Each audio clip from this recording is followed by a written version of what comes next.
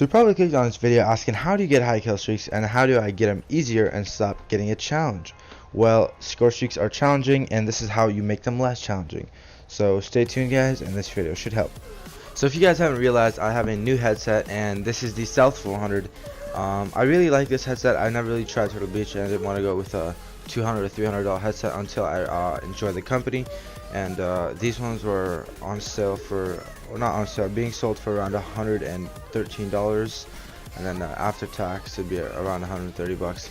So if you guys are looking for a headset, I recommend Turtle Beach. This is my first time trying them. You, just like me, might have heard of the company before and might not have tried them, but these can be used for as many reasons as you can have in your mind. For example, Netflix, whatever you want. There's 4 different modes on the presets list right on the back of the headset. It is wireless, and you can do just about everything using these headsets. In terms of quality, in terms of vocal sound, you've got everything. So let's get right into this video. Excuse me guys if I say score streaks or kill streaks. I personally think they're the same, but they're not. They're obviously different, but there are 2 types of them in Call of Duty Black Ops 3. There are either high kill streaks or there are low kill streaks, meaning some are either hard to get or easy to get, and depending on what type of player you are, this will highly affect your gameplay. And for example, if you're not too good of a player and you have a hard time getting a Cerberus and you all of a sudden get a GI unit, you won't have as much experience and you're gonna want to run that GI unit every single time, but chances are you're not gonna get it every single time.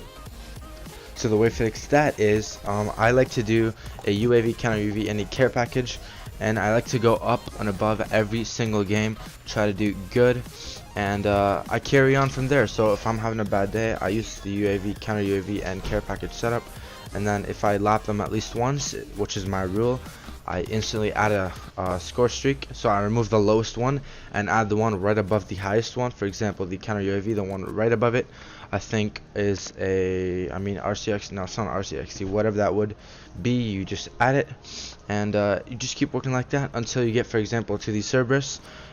You can easily get the Cerberus every single match, and it gets harder when you get near the Cerberus and the talent to kind of progress and do better and get like around a bunch of kill streaks. For example, like the Raps and the GI unit.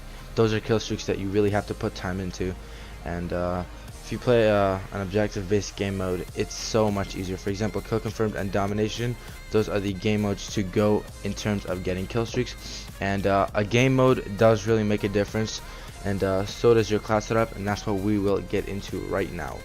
So the class setup is right up to you. So if you guys want to change the class setup, use a submachine gun, assault rifle, whatever you guys are good with. I highly recommend using your best gun, so your most highest KD gun or your best, statted gun. Just trying to get like the high kill streaks, and until you can like all the way progress past the Cerberus into the Talon and into, like, for example, the Raps or the Wraith, that's when you guys can start switching up guns and seeing how it works out for you. But I have a major tip for you guys. If you're playing kill confirmed on, for example, Nuketown, don't be running around with an M8. It's highly not going to do any work, but I mean, it probably like can get you a few tags, but it's like a lot better running, for example, a gun like the Kuda or the VMP. So you guys can use your logic and common sense to select your weapon, and depending on the map. For example, here on Aquarium, there are some long range gunfights that you have to be ready for, but I mean, most of the time they're all medium range or close range. That's why I have an FFAR, which is good at both long and short range. So just remember guys, always use the appropriate gun for the appropriate map.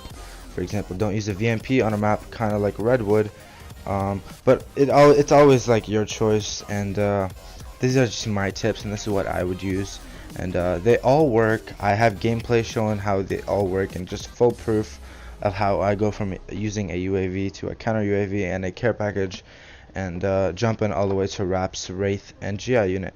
So I really hope you guys enjoyed this video. Until next time guys, peace out, and subscribe if you're new, and yeah.